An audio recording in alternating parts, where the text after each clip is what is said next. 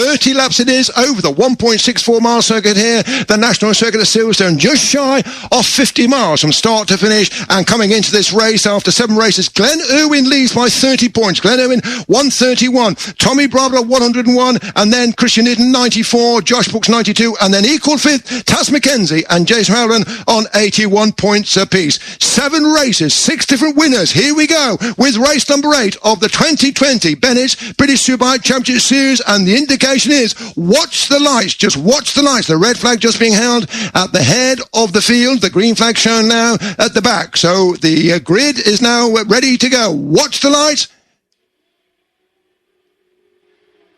Go! Cracking start from pole position there by Jason Howland. He was really driving home on the run up toward turn number 1. And is it going to be Howland that gets the lead? No, it's not. Cartwright on the side. Cartwright goes through, but he runs a little bit wide, and that's allowed McKenzie or Howland, the 2 McKenzie Yamahas, running second and third, and that is McKenzie that goes into lead, the winner yesterday, but immediately fighting back, and it goes Cartwright. Cartwright is back into lead up toward Beckers for the first time, and he runs wide. He's going to leave a big gap up the inside, and will they pull through like Rush Hour and Piccadilly Circus? And the Ducati is there. That's Brooksy. Bad boy Brooks has got a cracking start. He's running second for Paul Bird Motorsport on the run down toward Brookers for the first time. He looks on his side, but it's ride from Brooksy, from McKenzie, from O'Halloran, then one of the Hondas. I think that is green too, so I think that's Glenn Irwin running the next rider up, and then it is one of the Kawasaki, the green Kawasaki's, as they come up to complete lap number 1. What a cracking start this by Cartwright. A dream start for the 77 from Bill Bay Suzuki. Across the line they go. Ride, Brooks, Terry McKenzie, O'Halloran, Andrew Irwin, Buchan, Eden, Mossy, Jackson, Glenn Irwin, Ray, Bridewell, Gino Rea, Hickman, Francis, Vickers, Ward, Taylor McKenzie, Barbera, Stacey, Graham Irwin, Owens, and Bjorn Estimant, and 23 riders starting the race. 22, and Brooksy goes to lead. Brooksy is in the lead as I look up then as they go into Beckett's. Josh Brooks, he knows he's got to start racking up these 25 pointers if the championship is going to be his this year. And here he comes then, the number 25 rider on the Paul Bird Motorsport Vision Track Ducati Panigale leads the way in toward the Brooklands corner now, in toward Loffield. Cartwright, aggressive start for Cartwright, and he lanes it over to almost impossible angles through that right-handed entry, then gets on the gas. They'll be coming out of Woodcote corner up to 150 miles an hour as they go across the line now, and then still accelerating up to 170 miles an hour on the run up toward Cops corner. This yesterday was a classic overtaking scenario for Cartwright. I think every one of his overtakes came on the entry into turn number 1. Not close enough this occasion though. He's had to let Brooksy hold the advantage in toward that right-hander. He's got about 3 machines lengths ahead of Cartwright, who's 3 machines lengths then ahead of yesterday's winner, and that is Taz McKenzie. And McKenzie about 10 yards clear of his teammate O'Halloran. Let's look behind them. There's any inroads coming here. Well, here comes Andrew Irwin to have a go on. No, he's not able to. Just behind Andrew Irwin is Danny Buchan, and then it is Christian Eden. They hold their stations in toward Brooklands and now in toward Luffield. This is coming up to complete lap number 3. First to final laps, Eden's fastest 53.699 coming up to complete the lap.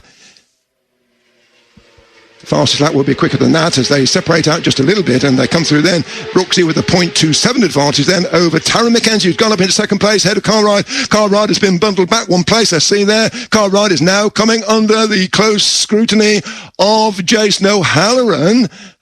Brooksy, McKenzie, Wright, O'Halloran. Then it's Andrew Irwin, and Andrew Irwin with that yellow 18 on the side of the all-black Honda Fireblade. Bjorn Estimate is a retirement early on there. He's the first of the retirements, is the number 27 of Bjorn Estimate, as the leaders coming into Ward Brooklands for this, the 4th time. Slightly increased advantage to Brooksy on this occasion. It looks like he's stretched the elastic up to around about 10 yards between his back wheel and the front wheel of McKenzie, who's running in second position. Irwin is now having a hunt down now. He's into 4th place now, is Irwin, and he's beginning to no, he's not. He's still behind O'Halloran.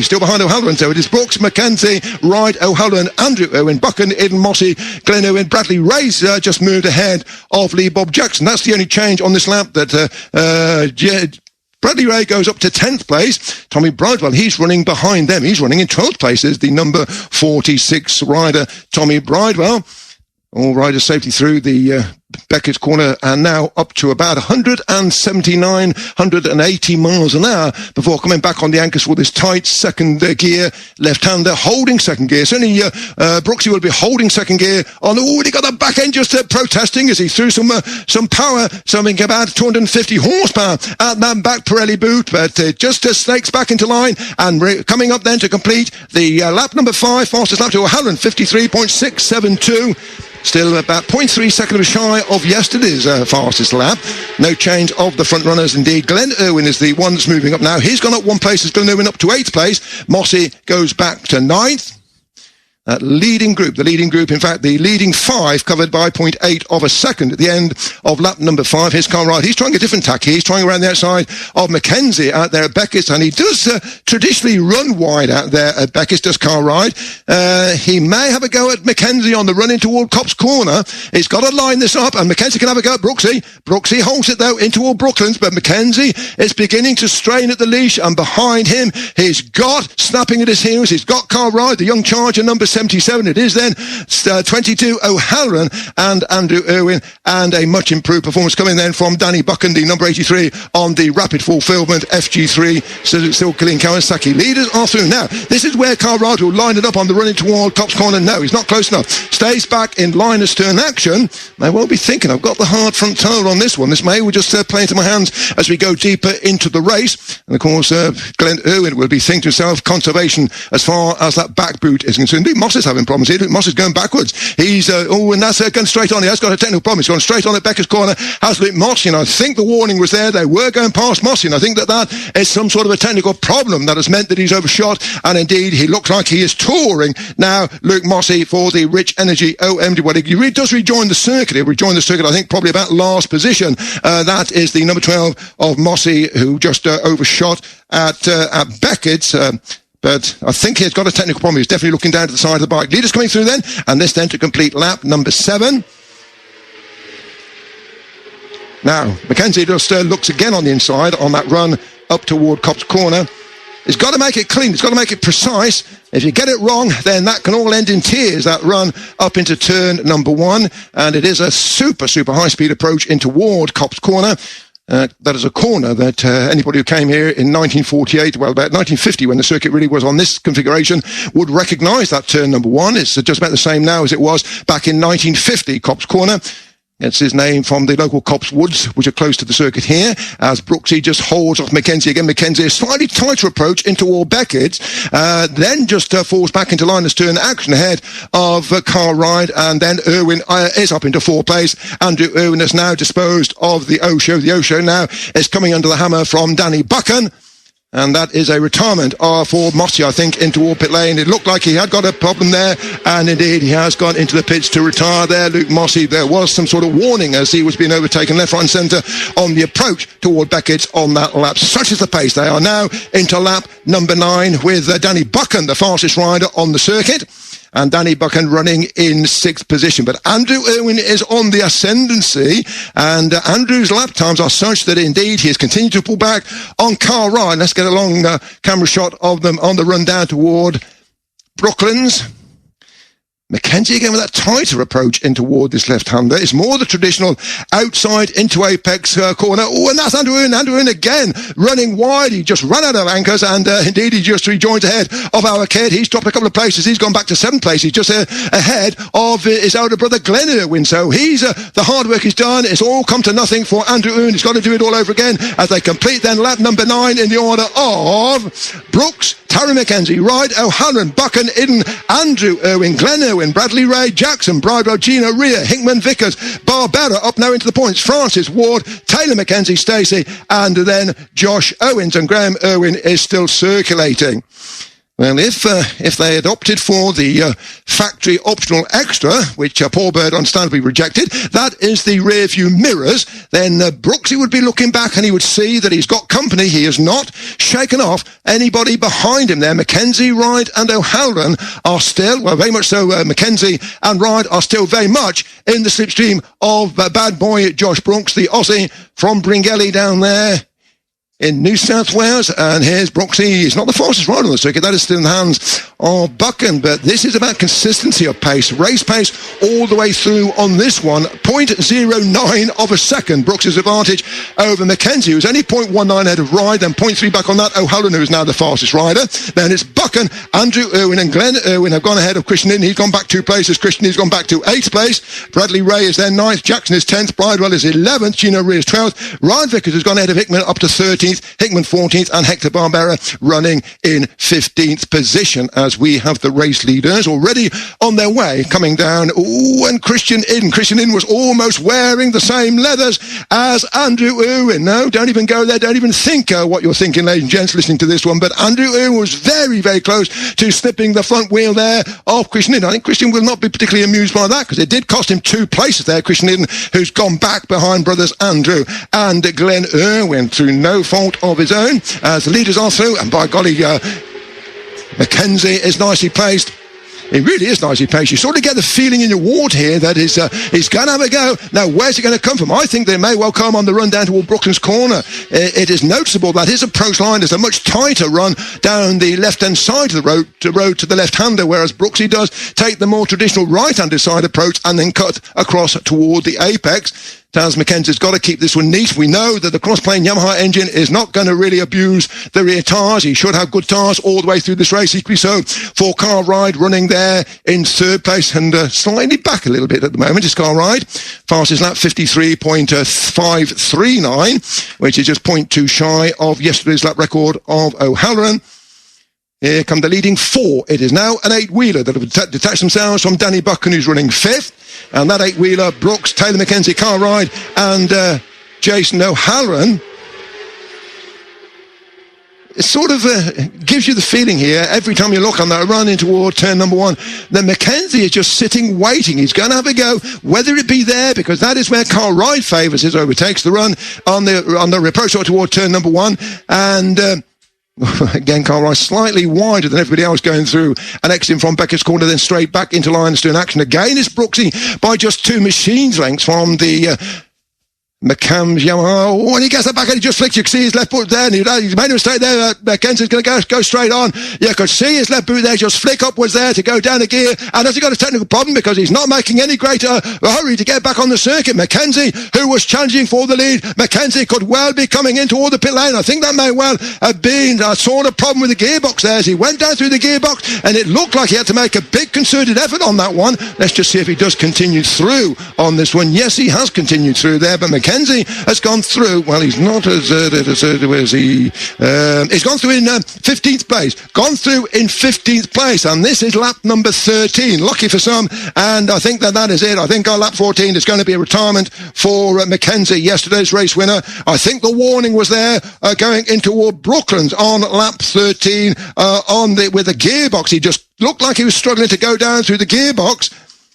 And just watching for him to go into pit lane, I think that is it. He will be shutting up shop and race over for Captain Cover. He, thank God for the wide expanse of tarmac there on the outside of Brooklands Corner, was able quite easily to get onto there and get a safe retrieval back on the circuit, albeit way down the order. So, into lap number 14, and the leading trio now are away with this one. Brooks, Ride and O'Halloran. Then that gap of about 1.5 seconds before we get Andrew Irwin, Glenn Irwin, Danny Buchan, Christian Eden, Bradley Ray now in 8th place. Lee Bob Jackson has been pushed back to 9th, and Tommy Bradon stays there in 10th position. The battle of the Irwin brothers is yellow 18 from green 2. That is yellow 18. That is Andrew from green 2, which is Glenn. They're the rapid fulfillment. Kawasaki, the FS3 Kawasaki Nigel Snook squad there of Danny Buchan. It's a much better performance coming from Danny Buchan. There's no two ways about that. And the pace he's showing there is pretty aggressive out there. He is hooked in behind the brothers Irwin, but ahead of them are the dynamic trio. 25 Brooks, 77 Ride, 22 O'Halloran, whereby we want to see them. And here they come. And definitely, yes, there's the confirmation. Number 95 into the pits to retire. It's that 3-way breakaway. Then is a big gap. And then a 6-rider pack. That would be Andrew Irwin, Glenn Irwin, Danny Buchan, Eden, and Bradley Ray, and Lee Bob Jackson behind Brooksy, Ride, and O'Halloran. They're the south side of yesterday's race winner into the guys. Larry Carter may be able to get some information there, but I think, Larry, that certainly looked to me me as if that was a gearbox problem that saw Taz McKenzie have to go straight on when challenging Brooksy for the lead. Let me ask him, Fred. I am down here just with his dad. Taz, how unfortunate what happened? I don't know, just locked up on me, so that was the end of that. But it's annoying because I was just sitting there and wasn't thinking about lap times or anything. Looking at that, the lap time isn't great, so probably doesn't put me in good stead for the next race. Thanks, Taz. Well, there you go, Fred. You called it. It sounded like a gearbox problem, but how unfortunate for Taz McKenzie, of course. I think he was just biding his time there, and potential race winner has gone. And confirming our visual observation there, Larry, saying that he is so annoyed there, he was just sitting there comfortably in that second position and waiting to make the move there. Well, he's going to have to do it now in the final race of the day. It's after the huge elation relief, really, of yesterday's race victory. The bitter disappointment that he could not go and replicate it in this second race here at Silverstone. We're back with the leaders, who are now coming down through to the breaking point into Ward Brooklands corner. The gap that Graham Owen's got to get across, because Graham is leading Andrew, and the last lap, the leading trio were in the high 53s, but those behind are in the 54. So at the moment, Brooks, Wright and O'Halloran are going away from the Hondas. It's a distinct two battle plans in one here, the leading trio, and then that next six-way battle. And here's Lee Bob Jackson now to make a move. Lee Bob Jackson did have a look on the inside of Bradley Ray in toward Cops Corner. Couldn't find a way past the Syntec BMW, but he's alongside him on the exit from the right-hander, whereas the leaders themselves are already across then toward Beckett's Corner. And through Beckett's Corner, and then accelerating from Beckett's Corner, that's up to third. They go through Beckett's third, Brooksy will be going through then third, then short shifting quickly third, fourth, fifth, up into sixth, up to 180 miles an hour, then back down to second gear, holding second gear all the way through Brooklands, into Ward Luffield in and Luffield out, and then going up into third, just on the exit from Luffield out, where Brooksy, as Lee Bob Jackson now is setting about his own team out there. Lee Bob Jackson is now right on the tail of Danny Buchan. He looks like he has disposed of Bradley Ray as they come through to complete this lap in the order. Brooks, let's just wait till they come through to complete this lap. Brooks, Wright, O'Halloran, Glenn Owen, Andrew Owen, Christian Eden, Bradley Ray, Danny Buchan, Lee Bob Jackson, Tommy Bridewell, Vickers, Hickman, Barbera, Gino Ria, and then it will be Joe Francis, the 15th and final point scorer at the moment. Also still circulating Taylor McKenzie, Tommy Ward, Storm Stacey, Josh Owens, and Graham Owen. Graham Owen, number 23, goes through in 20th position. So, having said that, let's get back then with the race leaders. And such is the pace. 53.482, fastest rider on circuit, Glenn Owen. Glenn Owen coming in toward lap number 18. And this was the point yesterday where he started experiencing those problems with the rear boot. It may well be that his riding has overridden that and overcome the problems of that back tyre, because he is the fastest rider on the circuit. 53.482, just 0.14 of a second shy of O'Halloran's best lap of yesterday. Brooks, Wright, O'Halloran goes through covered by 0.5 of a second. 2 seconds back on that, Glenn Owen, Andrew Owen, Christian Eden, Bradley Ray, Danny Buchan, Lee Bob Jackson, and then hooked in behind them is Tommy Bridewell. That's another second or two behind them. Rick Vickers, Hickman, Barbera, Ria and Francis. We're back with the leaders because they are already now coming out on to the Wellington Straight in close formation, this leading trio. Carl Wright knows what's required of him if he's going to get the victory here, and Brooksy knows exactly what he's got to do here. The boss will be expecting nothing less than a 25-pointer here to keep alive the aspirations of the most successful team ever in history of British Superbike racing, and that is run by the boss, Birdie himself. He is here, spectating, watching here, and looking here for a 25-pointer from Brooksy. It was not the most acceptable finish yesterday with Brooksy. He finished in 6th position, only 10 points, so he's got to start pulling points back, not just once, but he's got to do it again later on this afternoon and continue to do it if that championship is going to be held once again by Paul Bird, if he doesn't return the trophy, because that was, of course, given to Paul Bird last year by the championship winning Scott Redding. Leaders are now into lap number 21. 2/3 race distance has now been completed of the 30-lapper. And if anything, it's O'Halloran that is beginning to struggle just a little bit to hang on to the two leaders. Brooksy and Carl Wright, they are enjoying, well, it was only 0.4 of a second, admittedly, at the end of their last lap. But O'Halloran can see Yes, indeed, he's pulled back to them. He has made up that little bit of yardage that was a bit behind the rear boot of Cartwright, coming up then to reel off lap number 21 into lap number 22. 0.12, the advantage then 0.29 back on that is O'Halloran, but 2 seconds clear, plus Glenn Irwin, Andrew Irwin, Iden, Ray, Buchan, Jackson and Bridon. No change in any race positions, but there's a good in-house battle going on between the two rapid fulfillment FS3 Kawasaki riders of Danny Buchan and Lee Bob Jackson. They are right on the tail of Bradley Ray, who is right on the tail of Christian Iden, and Christian Iden is running in 6th position. But for the major points, and again I can look out in lifetime across now toward Brooklands, the leaders there are the leading trio in toward Brooklands. In no man's land at the moment, in 4th position is that, yes it is, it looks like having broken clear now. Is this Glenn Irwin that is now looking to breach the gap? It is, and we're going to keep our eyes on this differential here because Glenn Irwin, it was 2.58 seconds. Let's just see as he comes across on this lap, 2.58. Oh no, it's gone the other way. It has gone the other way because Andrew Irwin, that is, rather, running a 4th, who was losing time to the leading trio. The leading trio are just going further and further ahead and in imminent danger of disappearing away over the horizon. The advantage now 4.2 seconds for the leading trio over Andrew Irwin, Iden. That means that Glenn Irwin's gone missing, does it not? Yes, it is. If Glenn Irwin's gone missing, that is Glenn Irwin that's out of this one. No news why, but looks as if the race is over for the that's Graham Irwin. Where is Glenn? Where is No, he's still there, but don't panic, Mr. Manning. It's the difference between Glenn and Graham. That's Graham that's just gone through there in 20th place. So it's still the brothers Irwin, Glenn and Andrew, and they actually missed Glenn off the timing screen that last one round. He's the rider that's looking to get across that gap, 2.51. That's why I was reading 4.6, and indeed, if anything, that last lap of Glenn Irwin's is just as quick. In fact, it was the fastest lap of the race. Now, Glenn Irwin has gone back on this one, and there's some sort of a problem with the transponders there because they're missing Glenn Irwin out on every lap here, and then they shuffle him in. I could just look real time here because I think that Glenn Irwin is getting across the gap.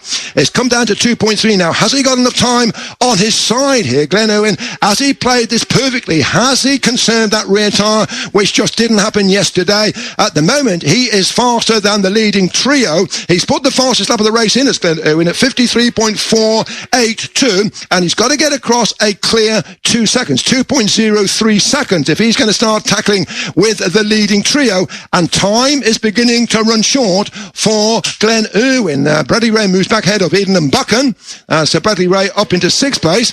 Could well be a transponder problem on Glenn Irwin's bike, that's meaning that he's missed out initially and then shuffled in laterally onto the overall running order. Brooks wide, O'Halloran go through. Just wait for Glenn Irwin's time to be shuffled in. It's showing Andrew there 4th, but that will come Glenn Irwin. Let's just wait for that to see where it's come down below the 2 point... Just waiting for Glenn Irwin now. It's time to be shuffled in. There it is. 2.24. He's come down again by a second. I think it's just too little, too late, really, for Glenn Irwin on this one. Unfortunately, he's got to get across 1.9 seconds before he can even have a go with the Osho O'Halloran, who's on the tail end of Cartwright. Cartwright, little look down to the dashboard there. Little look down on the apex of the corner now. Is that ominous? That was a distinct look there by Cartwright, right on the apex of Brooklands corner. Now, let's just watch this one to see that there is not a problem here for Cartwright. Brooks is away with it. Brooks here stretched the elastic just a little bit. Cartwright is some 20 metres back, 20 yards back in 2nd place, but 5 yards ahead of O'Halloran. But for sure, Glenn Irwin is still the fastest rider on the circuit consistently over the last 4 laps or so. He has been lapping quicker than the leading trio, but is it just time just going to run out for him? And getting the confirmation here, no working transponder. We now get the confirmation which confirms our observations. Number 2, no working transponder. Therefore, that's why we are having to read this one to wait for his time to be shuffled in. Well, we can visually see that the gap coming down. By golly, he's getting close all the time here. Lap 26 of 30. He'll be thinking to himself, well, this morning he was thinking to himself, the extra 5 laps was a little bit too much from yesterday, but he'll be thinking to himself now, I could do with another 5 laps extra on this one because he's pulling in all the time on the leading trio. This then coming up to complete lap number 26. 4 laps to go to the checkered flag. Cartwright again looking now. Cartwright is looking on this side toward turn number 1. He's got it. He's got it exactly as he did yesterday. Cartwright, he worked that one out, but he's got Brooksy coming back at him. Cartwright just exiting from the right hand of Woodcote corner, just lined up nicely on the inside in toward turn number 1. And Cartwright has now gone ahead of Josh Brooks. That's Brooksy back into second place. Still reasonably comfortable ahead then of O'Halloran, who runs third, but that was almost as plain as the nose on your face there. We saw it yesterday, how Cartwright was lining up those overtakes coming out of Luffield and Woodcote corner, and as he broke out of the slipstream, you can see he was going to do exactly the same here on Brooksy, and that is exactly the case here. Glenn Irwin, he is pulling back all the time. It's going to be O'Halloran that will be the first to come under the hammer, but they're the classic overtake, and very much of his own liking in toward turn number 1 for Cartwright. At leading trio, Brooks, Ride, O'Halloran. Make that Ride, Brooks, O'Halloran, as they now come up to complete this lap. And Glenn Irwin, well, I have to say, you can see for yourselves, folks, but unfortunately with no spectators, you can't see for yourself the fact that Glenn Irwin is hunting down on the leading trio. But it's all going to run shy in terms of time. Ride is now the fastest rider on the circuit, and that is almost bettering the lap record of yesterday. Not quite. 53.358, whereas yesterday O'Halloran did a 53.342. But Cartwright, not only the race leader, he is also the fastest man on the circuit, and the elastic is stretching between his rear Pirelli boot and the front Pirelli boot of the Paul Burton Motorsport Vision Track Ducati of Brooksy.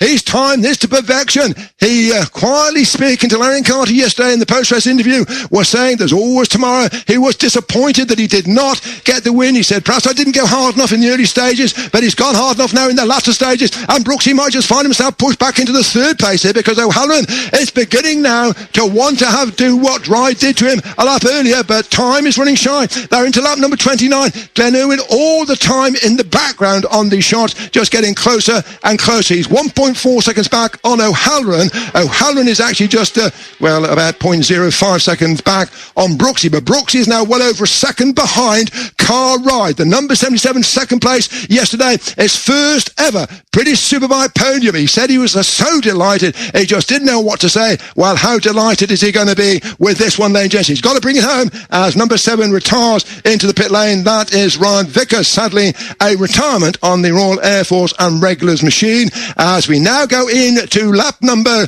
29, this is coming to lap 29, into the final lap of the race, and the advantage they go to start the final lap, 1.5 seconds. He's just going away. It's Cartwright. He actually had his race plan worked out, and he was able to execute it to perfection. Oh, and Jess Allen, he's making an attack here, and he ties the McCann Yamaha into knots. The back wheel was thinking of overtaking the front wheel as he threw the power at the back wheel coming out of Cobb's corner. It now behaves himself nicely in the slipstream of Brooksy, but this is the final run. The final approach really will be Brooklands corner, and I don't think he's close enough to have a go at Brooksy. But here, Cartwright and Jess, well, he had the second yesterday, his first ever podium, and now he's going to sample the heady heights of the top step, the gold medal position for Cartwright, the 23-year-old. What a sensational victory this has been. What a perfect weekend this has proven to be so far for Cartwright. The checkered flag is there, and the victory for Cartwright and Bilbao Suzuki. Brooksy comes home in second position by 74 1,000 second ahead of O'Halloran, who comes home 1.6 ahead of Glenn Irwin. Then it is in fifth place Bradley Ray. Tommy Bridewell has moved up to sixth place ahead of Lee Bob Jackson. Andrew Irwin comes home in 8th position. Danny Buchan finishes in 9th place. Hector Barbera finishes in 10th place. Then it is Peter Hickman, Gino Ria, Christian Eden, Joe Francis and Storm Stacey picking up his first ever British Superbike Championship point, ladies and gents. Well done to Storm Stacey, who was involved in that big qualifying off yesterday. The Predator has picked up his first ever British Championship point. His mum, Vicky Jones, is there down in the garage. She'll be absolutely delighted. There'll be tears, I'm sure, coming there from the 17-year-old Storm Stacey with his first ever championship point in the Superbikes. Taylor McKenzie just had the points in 16th place. Tommy Ward, number 20, finishing 17th ahead of Graham Irwin, number 3, who came home in 18th and final position. Well, what more do you say about the number 77 of Cartwright? Quietly confident from the word go. here on Friday before they went out for that first free practice. His confidence grew when he came back sampling the new engine that they'd put in for the weekend. I did say to Stephen Hicken, an engine put in just before free practice 1, does that then go the weekend? He said, well, fingers crossed, barring trouble, yes it does. So that is exactly the engine he used in free practice 1, 2, qualifying, yesterday's race, and now today's race as he comes down the pit lane. Car ride from junction 27 up on the M6. And Car Ride, of course, he has won a couple of British Championships. He won the 125 British Championship going back in 2011. He won the British Grand Prix 2 Championship last year, did Car Ride before being headhunted for Bilbao Suzuki. What a nugget of gold that Stewart and Stephen Hicken have got with Car Ride there. He is, emotionally drained, I think, is Car Ride. He just pulls in toward the 1, 2, 3 circle, the victory circle, and he leans on the tank, his head bowed, his head is down on his forearms, and he's just mustering his thoughts there and just thinking, what on earth have I done? I tell you what you have done, Car Ride, you've just picked up the first of what surely is going to be many, many more race victories to come in British Superbikes ahead of you. And yes, emotionally drained is Carl. I think he's close to tears. Is that one as he pulls the helmet off? Alongside him, Brooksy. Well, Brooksy was the 25-pointer he wanted. The bad boy just hadn't got an answer once Car Ride went past him, but Brooksy, he'll be reasonably satisfied with the 20-pointer. It's certainly better than the score he picked up yesterday, but he knows that if that championship is going to happen, then he has got to start picking up the big 25 pointers. Can he do that in the final race of today? I tell you what, Car Ride, he's the one thing that may well stop him doing just that. But what about O'Halloran? What a polished performance that was by O'Halloran. You kind of get the impression, though, with Glenn Irwin, who was saying that he was going to have to alter his riding style to overcome the tyres problems of yesterday, that perhaps he was a little bit too conservative in the early stages of the race, because when it started to happen, then he was pulling back quite quickly on the leading trio of riders. But then that sort of petered out at around about a second and a half between himself and the third-placed O'Halloran. But what about the podium? Car Ride, number 77, his first ever victory in the British Superbike. Only his second podium.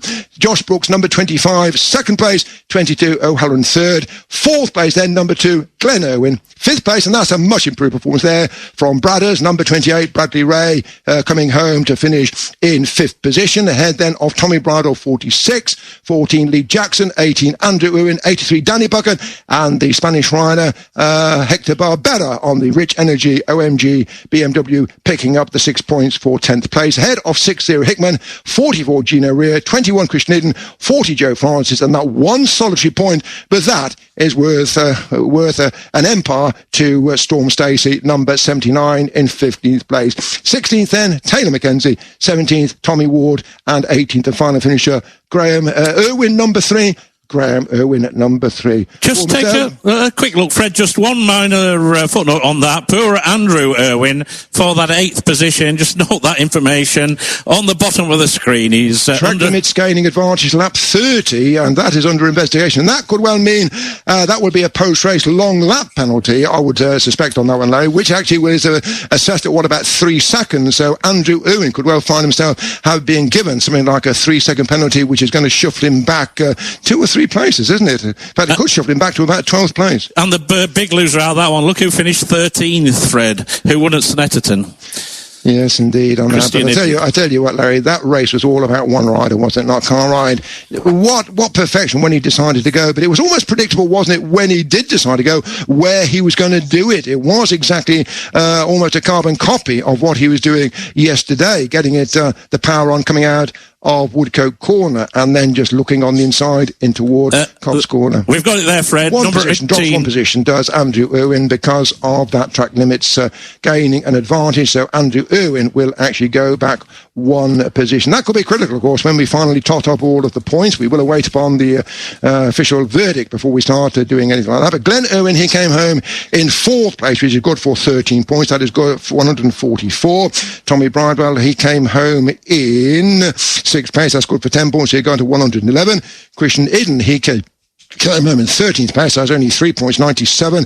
Brooksy, this is the one, 20 points, they go on to 112. So Brooksy actually goes to second place in the championship, but that is still, well, he's actually lost more points. He's 32 points in arrears of Glenn Irwin. I make that provisionally, and Larry will have already done the arithmetic. 144, Glenn Irwin, 112, Josh Brooks on 111, Tommy Braga, 97, Christian Idden.